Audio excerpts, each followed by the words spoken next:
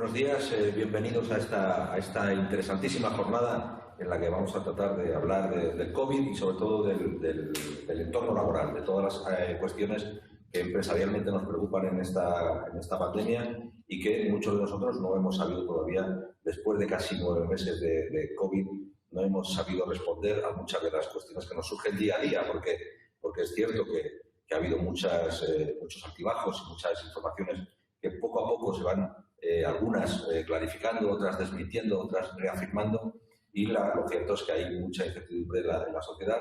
Vemos cómo la hostelería ahora mismo está cerrada, el comercio ha estado cerrado durante los meses de marzo, abril, mayo. En fin, todo ese tipo de cuestiones que nos preocupan y que creo que en los entornos laborales preocupan también especialmente porque imaginemos que el COVID entra en un entorno laboral y por lo tanto una empresa tendría que cerrar y podría ser un desastre para su cuenta de resultados y para su futuro, para su supervivencia. Para hablar de todo esto tenemos a un experto, lo vamos a hacer además de la mano de Caja Rural, de la mano de Alejandro Hidalgo, que es director provincial de Caja Rural, y lo vamos a hacer sobre todo de la mano de Javier Cuevas, que es director provincial de Saludis. A los dos les doy la bienvenida, luego le voy a dar primero la palabra a Javier Hidalgo, a Alejandro Hidalgo, perdón, y luego presentaré a Javier Cuevas después de la intervención de Alejandro Hidalgo. Alejandro, por favor, tienes la palabra. Gracias, Joaquín. Bueno, desde Caja Rural, primero lanzar un mensaje de apoyo pues, a todas las personas que están sufriendo la pandemia y también a dos sectores, que es la hostelería y el comercio, que están sufriendo esta pandemia con una virulencia tremenda y que desde Caja Rural, pues, el más sincero apoyo y que ahí estamos para lo que necesiten. En abril del año pasado, Caja Rural abrió la central operativa aquí en León y con la apertura de la central operativa la idea era fomentar días de debate o jornadas de debate con profesionales de los sectores donde informáramos de cualquier noticia que estuviera a la vanguardia de la época. Empezamos allí con 2 charlas sobre el relevo generacional y sobre energías renovables. La pandemia nos paró todo y cuando ahora Javier nos propuso un tema sobre el COVID para las empresas, pues la verdad que lo tuvimos claro desde el inicio, gracias también al Diario de León por ayudarnos también a servir de altavoz, siendo un tema relevante en las empresas, y desde Caja Rural lo que pretendemos es informar a nuestros clientes, a nuestros socios y a los que no son clientes de, repito, situaciones de vanguardia que se están produciendo en la actualidad. A partir de ahí, pues esperemos que el tema creo que es de especial interés porque se está produciendo en las empresas y pues cada uno después, con la intervención de Javier, creo que estará mejor informado para las decisiones que tengan que tomar, pues sean las correctas. Venimos de una situación donde se está viendo que cada vez hay más concentración del sector financiero. Pues casi 3 entidades grandes van a ocupar el 75% del negocio financiero, con lo cual a todos los no clientes y clientes entendemos que Caja Rural es una buena alternativa para diversificar de la agrupación que va a haber en el tema bancario.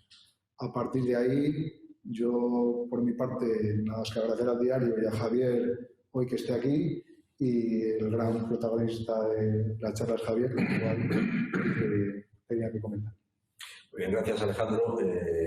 Antes de dar la palabra a Javier Cuevas, el director provincial de Saludis, voy a hacer un muy breve recorrido para que nuestros lectores, que en este caso son telespectadores a través del ordenador del diariodeleon.es, sepan un poco quién es quien les va a dar esta pequeña charla, que estoy absolutamente seguro que será de mucha utilidad para las empresas.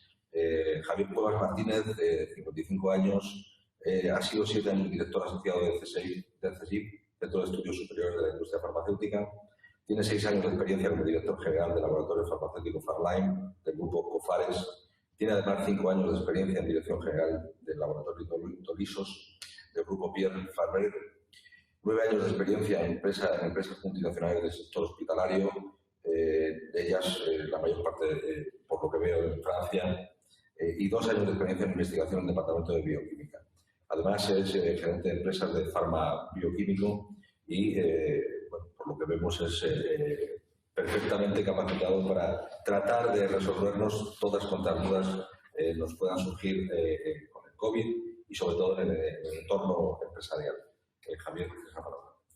Muy bien, muchas gracias a ambas entidades por darme la palabra y permitirme estar hoy aquí. Vamos a hacer una presentación en la cual vamos a intentar mostrar a la gente algunos de los elementos con los cuales estamos habituados a convivir, como son palabras de IgGs, IgMs, anticuerpos, antígeno, coronavirus, con el objetivo de transmitir a la gente, a los empresarios, un poco de claridad en estos conceptos y ver de qué forma podemos ayudarles a que ellos, a su vez, mantengan su actividad laboral de la que dependen sus propias actividades empresariales como la de sus empleados. Sin más dilación, me gustaría poder continuar la presentación en base a la presentación. Su actividad laboral de la que dependen sus propias actividades empresariales como la de sus empleados. Muy bien, sin más dilación, me gustaría poder continuar la presentación con base a la presentación, temas que vamos a tratar, de la que dependen sus propias actividades empresariales como la de sus empleados. Rápido, muy bien, sin más dilación, me gustaría poder continuar la presentación con base a la presentación, temas que vamos a tratar, de la que dependen sus propias actividades empresariales como la de sus empleados. Muy bien, sin más dilación, me gustaría poder continuar la presentación con base a la presentación, de la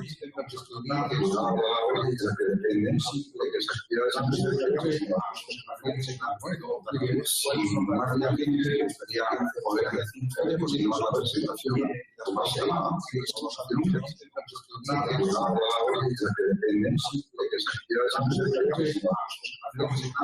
Muy bien, sin más dilación, me gustaría poder continuar la presentación con base a la presentación, de la que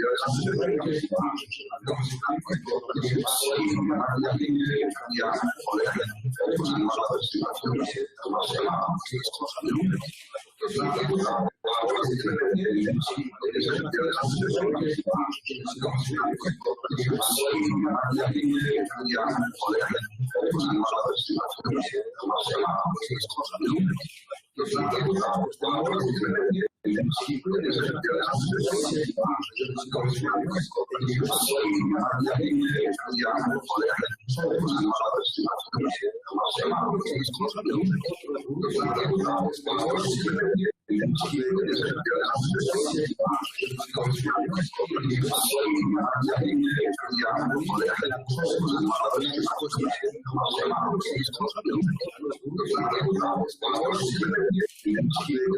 empresariales como la de sus empleados. Sin más dilación, me gustaría poder continuar la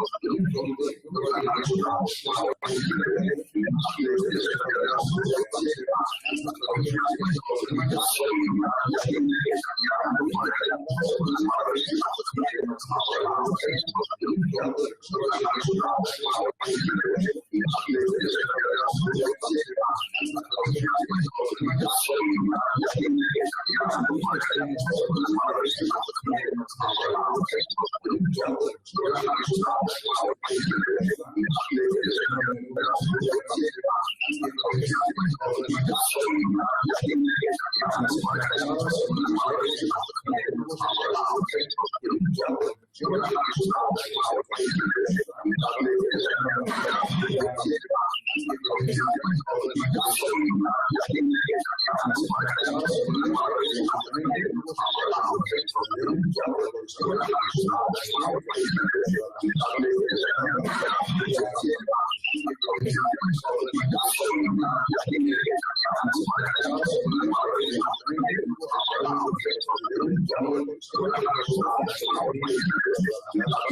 presentación,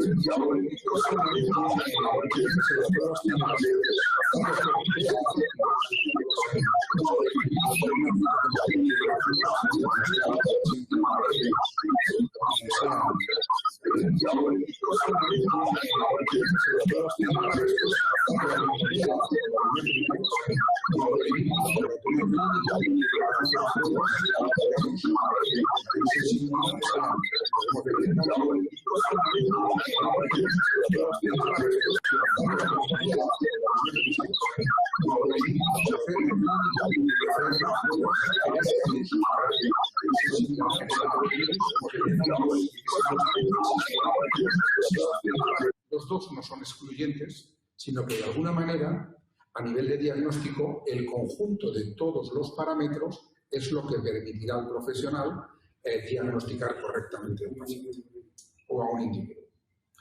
Esta diapositiva es muy interesante y es muy simple y me gustaría detenerme para explicar a la gente y que lo pueda entender. Si vemos la rayita que está en el medio de color rojo, sería el momento en que una persona tiene fiebre, es decir, una persona tiene una sintomatología.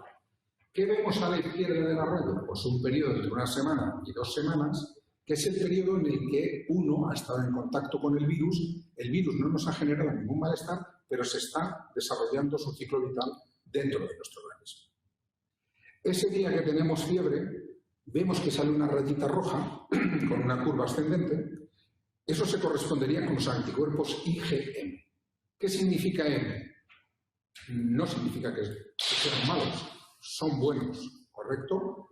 Pero para los profanos, entender que M es cuando tú estás malo. Cuando tú sientes que estás malo, son los primeros anticuerpos que tu organismo produce para defenderte. Posteriormente, vemos una rayita verde, que sería aproximadamente 1 semana después, aparecen una curva de anticuerpos que hemos identificado como IgG. Los anticuerpos IgG son aquellos que vulgarmente conocemos como de defensa, de recuerdo. Vemos que la curva de color verde es mucho más elevada que la curva roja, porque la cantidad y la concentración de anticuerpos IgG es mucho más elevada que de IgG. Y podemos observar cómo los anticuerpos IgM desaparecen al mes aproximadamente, o las 5 semanas, de haber estado en contacto con la infección. Sin embargo, los anticuerpos de defensa, aquellos que nos van a defender, siguen estando en títulos inferiores en nuestro organismo. Tradicionalmente, para cualquier enfermedad, entendíamos que cuando una persona está vacunada, ha estado en contacto con el microorganismo, durante 18 meses tú mantienes tus anticuerpos y estás defendido.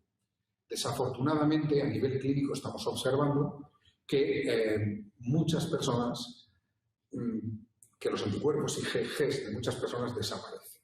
Y la realidad es que solamente aquellas personas que están en contacto a nivel subclínico con el virus mantienen títulos de anticuerpos IgM que les pueden defender en el largo plazo.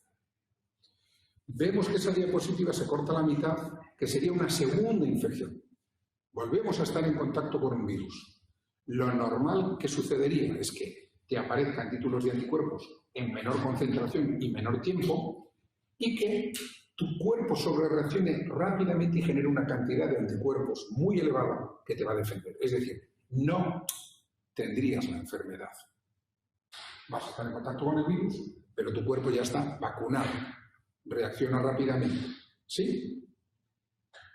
Dicho todo esto, a continuación vemos un vídeo muy sencillito que intenta explicar cómo funciona un test rápido de anticuerpos.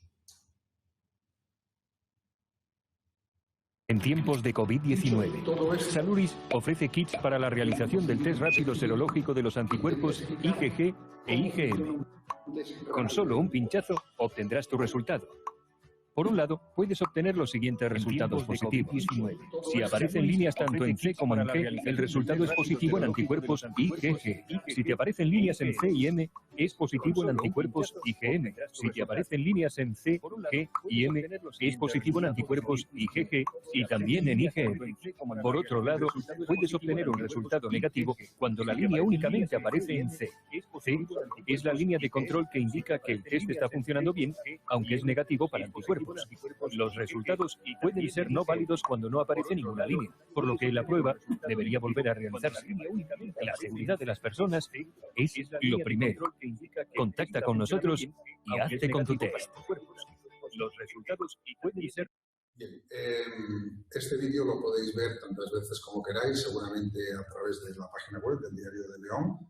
Y si tuvierais cualquier tipo de duda o necesitaseis cualquier explicación, los datos de contacto, mis datos de contacto los tiene el Diario de León y adicionalmente están ahí escritos. Simplemente a título educativo y formador. ¿Qué es un test de ELISA? Que solemos hablar.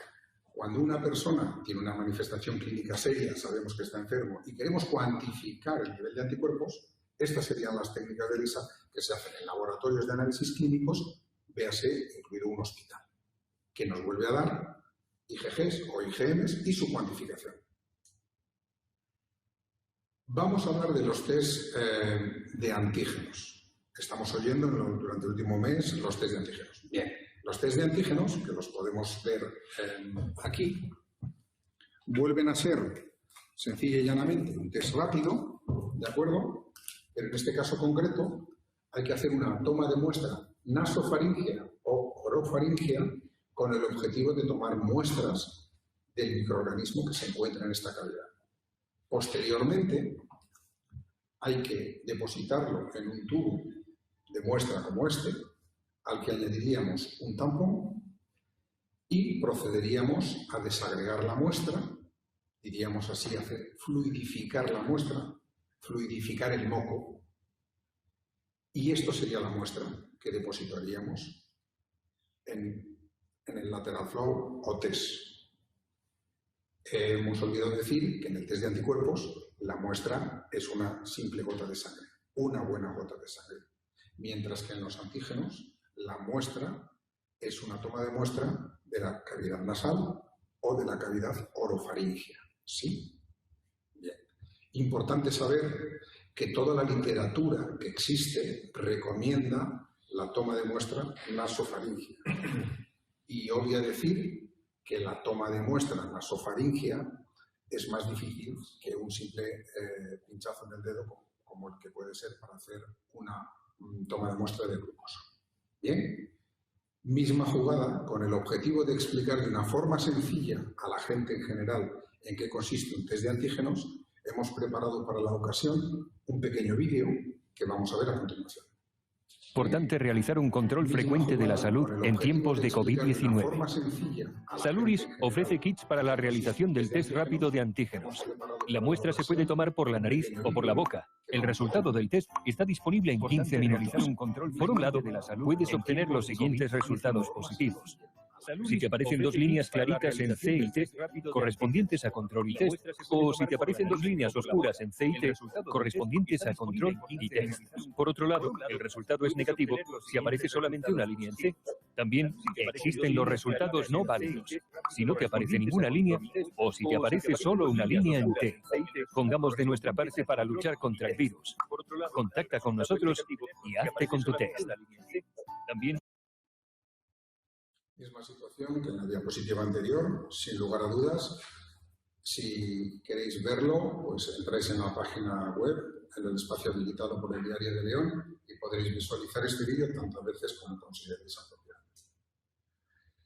Un último detalle es sencillamente explicar a la gente lo que es una PCR. Todo el mundo habla, es que tengo que hacerme una PCR. PCR corresponde a Polymerase Chain Reaction, del inglés. Es una reacción de la polimerasa en cadena. La polimerasa, sin querer entrar en temas muy técnicos, es una enzima que se encarga de replicar, de duplicar el material genético que tenemos en nuestras células. Los virus no tienen ese tipo de material y necesitan infectar a personas con células más evolucionadas, como son las de los hombres, para, utilizando nuestra maquinaria bioquímica, replicarse y perpetuarse. Así funciona un virus. ¿Qué hacemos cuando decimos que nos vamos a hacer una prueba de PCR? Cogemos el material nuclear que puede estar en la cavidad nasal, lo colocamos en condiciones de laboratorio, le adicionamos esta enzima, que en condiciones normales estaría dentro de nuestras células del organismo, y le damos los elementos bioquímicos necesarios y la multiplicamos. Y la multiplicamos n veces. Normalmente se suelen hacer hasta 80 ciclos de replicación. Significa que si yo tengo una única unidad de virus, la voy a multiplicar n veces y, por lo tanto, cuando la intente identificar, la identificaré porque la veré con más facilidad. ¿Correcto? Adicionalmente, es una prueba específica para cada microorganismo. Por lo tanto, cuando te dan una PCR positiva, es porque eres positivo. ¿De acuerdo? Si es negativa, perdón, significa que en esa muestra no ha habido virus. No significa que no tengas el virus. Quizás en otra muestra, en otro momento, mejor tomada, o en otro día, pudiera aparecer ese virus. Bueno, dicho esto, hemos visto la pirámide diagnóstica que se puede hacer. Digamos que en la cima de la pirámide diagnóstica tenemos nuestra PCR, que sería nuestro león. Abajo tenemos los test rápidos y por el medio tendríamos los test que se hacen en hospitales y en laboratorios clínicos. ¿Es suficiente? La pregunta es, para prevenir paradas de actividad laboral. ¿Qué podemos hacer para perseguir y prevenir la situación de la pandemia actual? Estas son preguntas abiertas que yo lanzo para que nuestros oyentes o los participantes a esta conferencia o mis compañeros de mesa puedan preguntar aquello que consideren apropiado y yo intentaré responder en la medida de mis posibilidades. Alejandro. Bueno, yo la primera, si me permite Joaquín, es ¿qué fiabilidad tienen los test de Saluris? O sea, ¿qué pasos o qué diferencias hay con los otros que pueda haber en el mercado? Y más o menos, ¿qué coste podría tener para una empresa de manera recurrente hacer pruebas a sus empleados para tener una evolución de la enfermedad o una previsión? Bien, la realidad, desde un punto de vista estrictamente legal, estos test están caracterizados como medical device, dispositivos médicos de diagnóstico in vitro. Para poder ser comercializados en el espacio europeo, necesitas tener un marcado CE y un responsable de puesta en el mercado. A partir de ahí, se supone que las características que vienen descritas en la ficha técnica son las que están descritas y es suficiente a día de hoy para las autoridades de salud españolas. En nuestro caso concreto, en el caso concreto de Saluris, nosotros, y atendiendo a los primeros resultados de los test rápidos que llegaron al mercado español, donde se observó una eficiencia bastante baja, nos dimos el trabajo de evaluar el producto en Carlos III con 89 pacientes españoles caracterizados en 6 categorías clínicas con su carga viral identificada y definida. ¿Para qué? Pues para tener la tranquilidad de que el producto funciona, independientemente de que teníamos ya las autorizaciones pertinentes para realizarlo. Por lo tanto, la eficacia de nuestro test, que sería el sumatorio de la sensibilidad y de la especificidad, está por arriba del 95%, sumados IgGs e IgMs. Dos conceptos a los que la gente está familiarizada y que no son fáciles de explicar. Cuando decimos que un test es sensible, lo que estamos midiendo es que damos un resultado positivo cuando una persona realmente es positiva. Y cuando hablamos de especificidad, lo que queremos decir es que damos un negativo cuando una persona es negativa. ¿De acuerdo? Son dos conceptos que se confunden. Y hay un tercer concepto que se denomina eficacia. La eficacia, de alguna manera, es la suma de ambos, de la sensibilidad y de la especificidad. Digo esto a título didáctico porque también estamos hablando de vacunas y de cosas por el estilo y la gente habla de eficacia. Entonces, sensibilidad, positivo-positivo, especificidad, negativo-negativo, eficacia, el sumatorio, por decirlo de alguna forma, de ambos. Nuestra eficacia está por arriba del 90 y pico %. Yo no entraría mucho a discutir entre que si uno es un 97, 96, 95, 94, 93, porque todo eso son resultados que se obtienen trabajando de una forma perfectamente protocolizada, estandarizada, con pacientes, etc. En la realidad, lo que hay que saber es que este tipo de productos de test rápidos sirven para monitorizar a la población general e ir descartando en sentido positivo aquellos que ya lo tuvieron y que están un poco más defendidos, e intentar pescar a aquellos que están en una fase activa de la enfermedad para que no contagien a la gente. Y estos dos, junto con los demás que hemos visto, son los que de alguna forma al profesional le deben de dar un perímetro. En cuanto a los temas dinerarios, pues realmente podemos encontrarnos de todo. Desde empresas no especializadas que se dedican, y perdón por la expresión, a vender cualquier cosa y lo ponen a cualquier precio, a personas que lo venden demasiado caro. Yo creo que a día de hoy un justo precio puede estar en torno a los 10 euros la unidad para una dimensión de una pyme pequeña que te puede hacer pues 25 pruebas al mes o 50 pruebas al mes. En el caso de los anticuerpos. En el caso de los antígenos nos vamos a cifras un 20 o un 30% más elevadas por test. Si compras millones de unidades, pues ya estamos hablando de que probablemente la capacidad de producción industrial de un centro de fabricación está colapsada y puedes obtener precios menores. Pero para una pyme mediana, el impacto sobre la monitorización no debería de tener una repercusión significativa en la cuenta de resultados. O desde luego, esa inversión es inferior al lucro cesante que representaría una parada de la actividad. Tenemos ejemplos de empresas para quienes una parada de la actividad sería crítica en la viabilidad de la compañía. Véase todas aquellas empresas que trabajan en el concepto de just in time porque fabrican cosas que otras terceras o segundas empresas necesitan para sus cadenas de montaje, por ejemplo.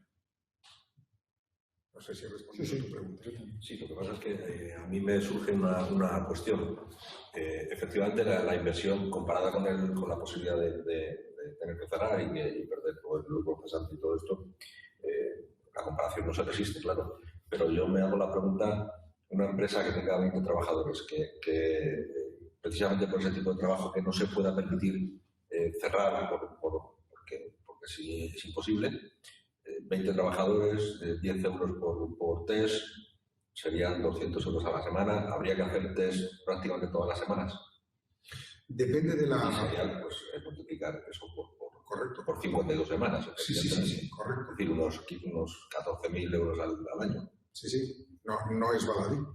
No es baladí si se establece un procedimiento. Pero la realidad es que no es justo así. Imaginémonos el ejemplo que usted me acaba de indicar.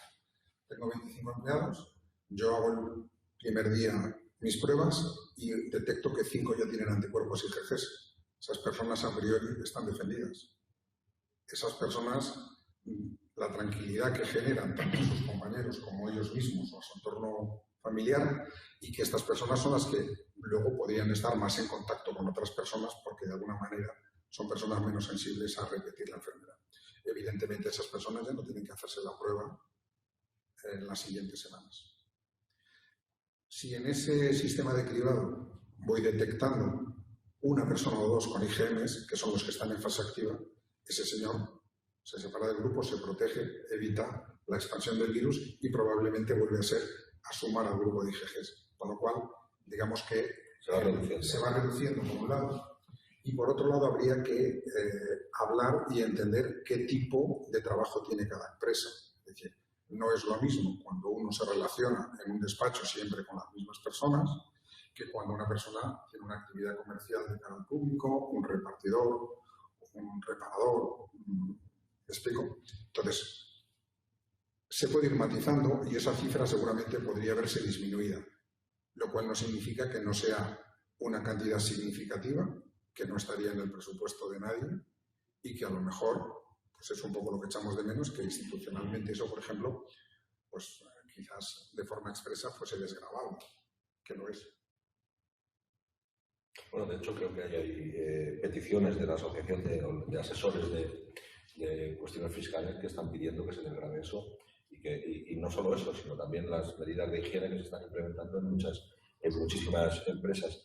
A medida que va avanzando el virus, el tiempo que llevamos sufriendo la pandemia, hay un montón de preguntas. En septiembre, a finales de agosto, principios de septiembre, la gran duda era la posibilidad de contagios en los colegios. Al final se vio que los colegios es el sitio en el que prácticamente menos contagios se producen. Evidentemente, el cierre de la hostelería responde teóricamente a que hay un número alto de contagios y, sin embargo, el porcentaje de contagios, según los estudios, también es bajo en la hostelería. Claro. Entonces, en la población surgen un montón de incertidumbres y, sobre todo, lo que surge es un pequeño caos, ¿no? ¿Por qué a mí me cierran si yo cumplo con todas las medidas de seguridad? En fin, limpio cada vez que viene un cliente deja la mesa, el mostrador o lo que sea. Tengo los botes de hidrogel, en fin, todo ese tipo de cuestiones yo las cumplo y sin embargo me cierran.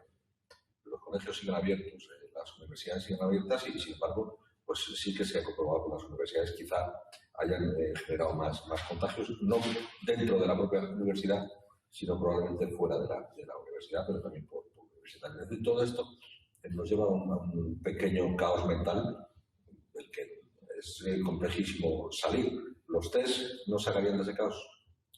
Porque los meses de marzo, abril, mayo no se hacían test. Se hacían pocos. Se hacían, digamos que, no, sí es cierto que se hacían menos. A ver, los test no te van a quitar del caos, pero los test sí permiten monitorizar y hacer screening. Por ejemplo, si hablamos de test de antígenos, en la Comunidad de Madrid han hecho un masivo uso de los test para intentar detectar a un cierto porcentaje de la población, que en la medida que incrementas el número, porcentualmente parece menor. Se han detectado que un 0,4%, un 0,5% de la población general que tenía el COVID, y esos, pues de alguna forma, no han contribuido a la expansión. Es decir, los test rápidos sirven para lo que sirven, que es lo que yo estoy intentando explicar. Si fuese desde una decisión institucional, habría que hablar de uso de millones y millones de pruebas. Si hablamos desde el ámbito empresarial local, pues es una simple herramienta de defensa de tu negocio. Saber cómo está el perímetro de los recursos humanos de tu negocio e intentar frenar situaciones que pueden conducir a un lucro cesante interesante. Mucho más, sí. Para responder a tu pregunta, me tendría que salir del perímetro del rol que yo estoy asumiendo en esta mesa, que es el de hablar como empresario que comercializa estos productos o como persona que tiene una experiencia en el mundo de la salud de muchos años. Tu pregunta va más allá, sería mi opinión, que creo que más o menos se vislumbra en mi contestación. Sí. La siguiente cuestión, que es la que ahora más está en boga, ¿no? Está en boga todos. Hay teóricamente 3 laboratorios que tienen 3 farmacéuticas que ya tienen la supuesta vacuna, que son Pfizer, AstraZeneca y Moderna, ¿no? Pfizer decía que tenía un grado de eficacia del 92%, si no recuerdo mal. AstraZeneca habla de un 70%, una diferencia porcentual bastante importante. Y Moderna decía que tenía el 95%. Esos porcentajes de éxito, habíamos hablado de que el porcentaje de éxito del test era también del 90 y algo, pero que no habría que tener demasiado en cuenta la diferencia entre 92, 93, 94. En el caso de las vacunas, que vamos a hablar mucho de la vacuna, ¿no? Quiero decir, porque te preguntaré si la vacuna es segura, si se ha hecho excesivamente rápido, si la vamos a tener mañana, todo ese tipo de cosas. Partiendo de la hipótesis de que yo no soy un experto en vacunas, pero bueno, no he dejado de ser una persona que al menos cuando lee la información entiende lo que se le está diciendo, hay que entender que todos, primero, positivos, los resultados que nos muestran son esperanzadores. Pero hay que entender que de la literatura que yo he leído, pues pocas vacunas están en una fase, digamos, inmediata, ¿de acuerdo? Para ser aprobadas. Vamos a esperar, no a lo que nos dicen en la televisión y estamos escuchando, sino a que las autoridades sanitarias responsables determinen que realmente la información de esos estudios es correcta. Véase la FDA en Estados Unidos, la Agencia Europea del Medicamento en España. Hay una realidad y es que la clase política está generando mucha presión, ha tomado en sus manos monitorizar la pandemia y está ejerciendo mucha presión sobre las autoridades sanitarias. Esperemos que las autoridades sanitarias guarden el criterio de seguridad, eficacia de la vacuna, etcétera, etcétera. Es una respuesta un poco política, pero que va al contra. Para responder a la pregunta del baile de porcentajes, es muy fácil que la eficacia de una vacuna sea el 95% cuando tú la estás probando en la fase 2 del ensayo clínico, porque solo lo haces con pacientes que están buenos.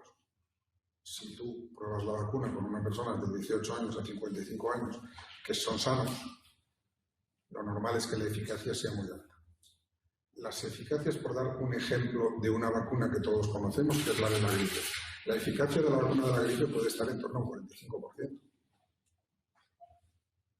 Por eso lo que sorprende es que sean tan buenos.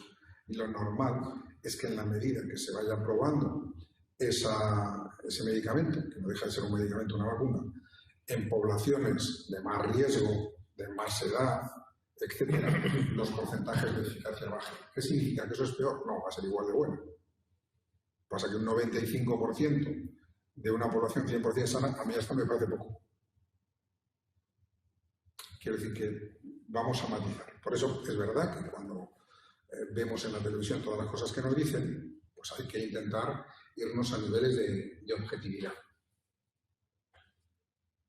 Y luego, por otro lado, yo echo de menos, y esto es título personal, es que alguien nos intentase explicar en la televisión de una forma, o por los diferentes medios de comunicación, de una forma llana, en qué consiste este abordaje de vacunas, que en este momento pues estamos hablando de que un adenovirus del chimpancé, al que le han integrado una secuencia genética correspondiente a la proteína del coronavirus, que está tratado para que no se replique, pero sí para que se traduzca. Bueno, suena potente.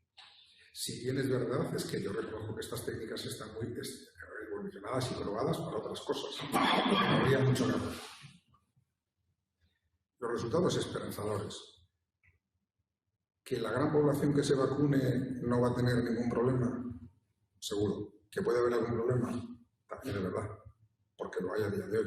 Tú te vacunas de la meningitis y puedes tener un problema. Tú te vacunas de no sé qué y tienes un problema. El riesgo-beneficio. Yo creo que nos falta mucha información. Y desde luego lo que nos falta es que las autoridades de salud competentes para hablar de estos temas salgan a comunicar. Porque todo lo que estamos recibiendo viene de entornos que no son propiamente las entidades de control que aseguran la eficacia y la seguridad de los medicamentos. Sí, en los test no tienen problemas de almacenamiento ni condiciones de almacenamiento específicas como tienen las vacunas. Como de lo que se trata es de ver cómo se hace esta lucha contra el COVID en el entorno laboral, y estamos hablando de la compra de test y de todo eso. ¿Esos test se pueden almacenar en una empresa normal? Sí, tiene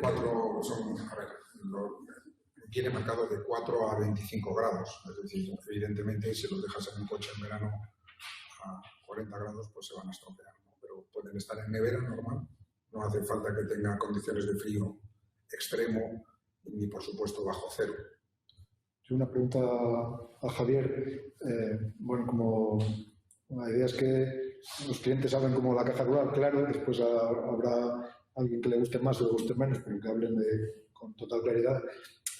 Yo quería saber la opinión de Javier con un poco el gasto que ha hecho el sistema público en el tema de test, de mascarillas y tal, y en el tema privado, porque a priori ahora hay test los que se quieran, ¿no? Mascarillas los que se quieran, guantes. Entonces, ¿qué opinión tienes de cómo se ha gestionado lo público y lo privado en esta pandemia, sabiendo lo difícil de algunos momentos?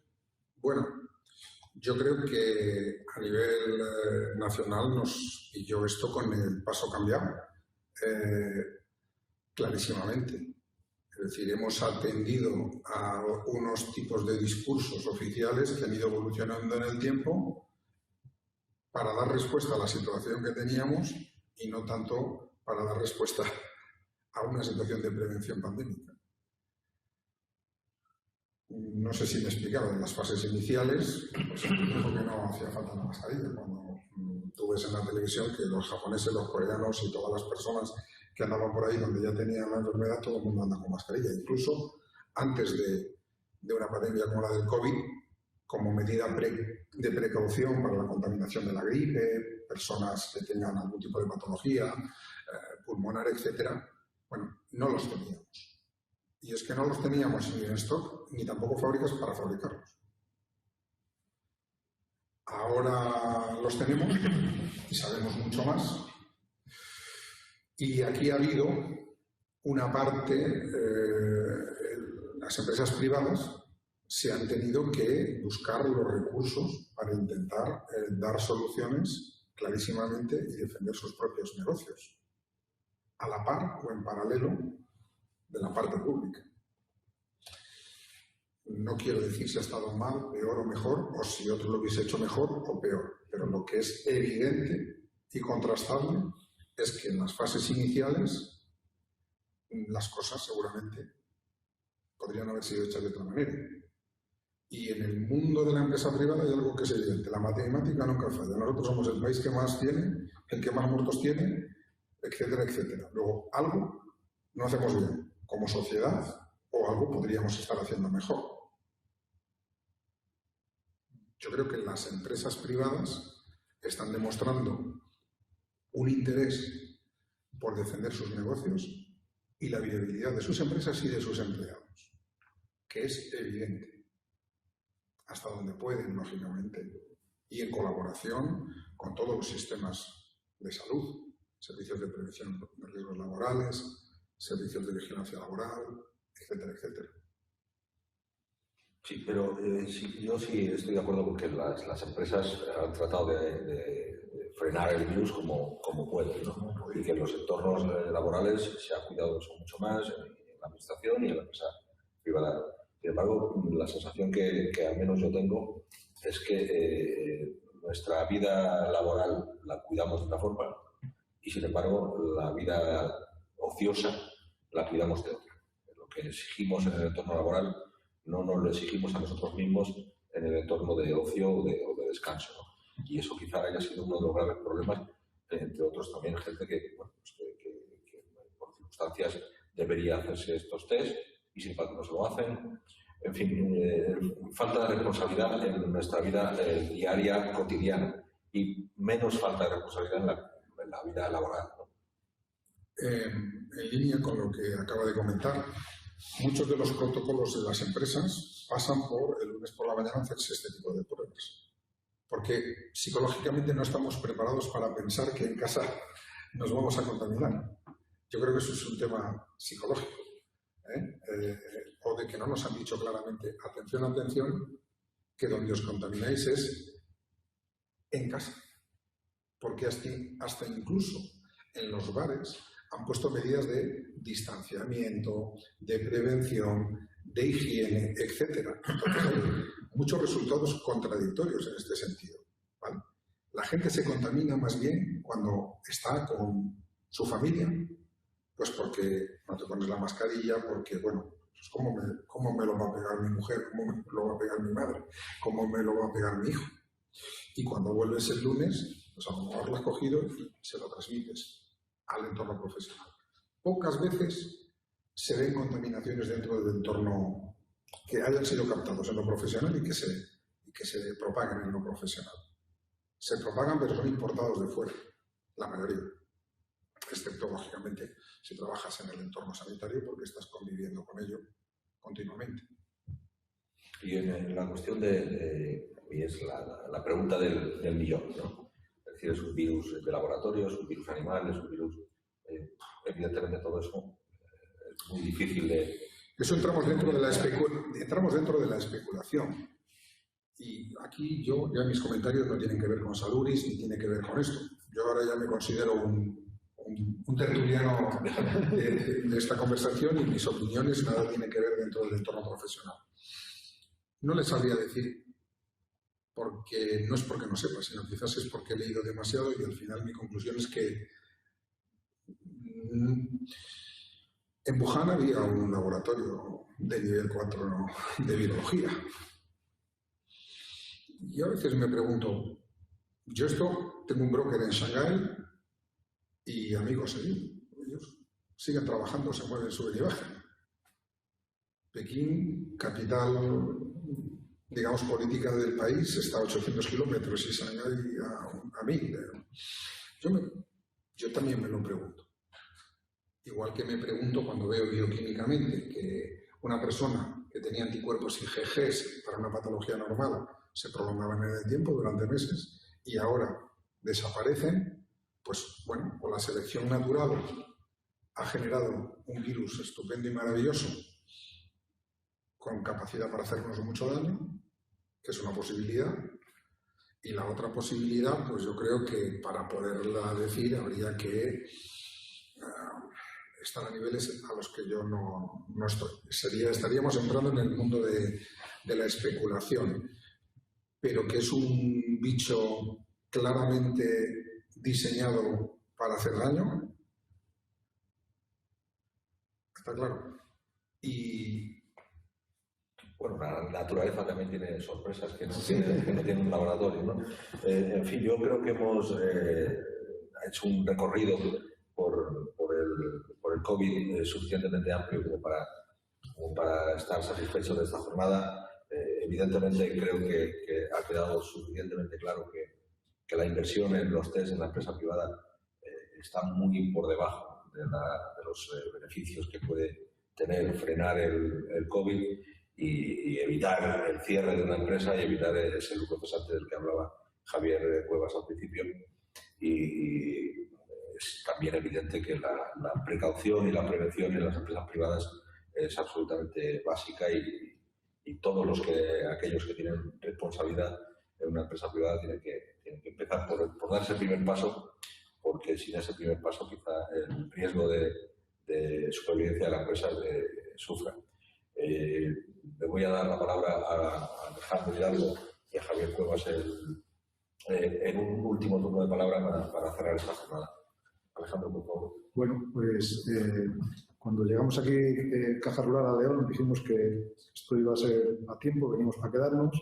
A partir de ahí colaboraremos con cualquier acción, sea la que sea, y sobre todo si está a la vanguardia de las noticias que se produzcan, ya sea porque tenemos clientes que hacen este tipo de gestiones, o bien porque lo buscaremos siempre que entendamos que es bueno para el mundo empresarial, sobre todo por información, y después que cada uno, como tiene autonomía, decidirá si lo que le informamos le agrada o no le agrada. A partir de ahí, entiendo que la pregunta también es si todos somos más responsables y a nivel privado sujetamos también un poco el virus, pues todo vendrá también mucho mejor a nivel público porque habrá menos casos. Entonces, dentro de la medida de las posibilidades de cada uno, es otra herramienta más para poder seguir con la actividad. Javier Cuevas. Muchas gracias. Yo para despedirme simplemente dar las gracias a las dos instituciones, Diario de León y Caja Rural, por haber invitado a Saluris a estar aquí. Nosotros estamos muy vinculados a esta tierra. Somos castellanos. castellano-leoneses, no somos importados, somos castellano-leoneses y por eso sí cabe nuestro interés por estar hoy aquí, por intentar defender el negocio de la provincia, puesto que los conocimientos no los tenemos, somos de aquí, estamos aquí. De hecho, no distribuimos directamente desde León, pero distribuimos desde Zamora, que es aquí hermana, y nuestros datos están ahí. Cualquier pregunta, cualquier duda que les surja, que quieran hacer. Mi teléfono móvil está ahí, mi dirección. Tenemos una página web que se llama covid.saludis.com, desde la cual cualquier persona puede solicitar información, no necesariamente con un objetivo comercial, y estaremos encantados de dar aquella respuesta que esté en nuestra mano o redireccionarlo a los profesionales más apropiados. Muchas gracias. Muy bien, pues muchas gracias a ambos, a Caja Rural y a Saludis, porque estoy convencido que alguna de las dudas que teníamos al comienzo de esta jornada pues habrán quedado disipadas. Insisto, gracias Caja Rural, gracias Saludis y sobre todo muchas gracias a todos los lectores del Diario de León que nos han seguido a través de la página web diarioleon.es y además los que nos sigan a través del Diario de León de mañana en papel, tradicional papel, en el que también recogeremos la información de esta jornada.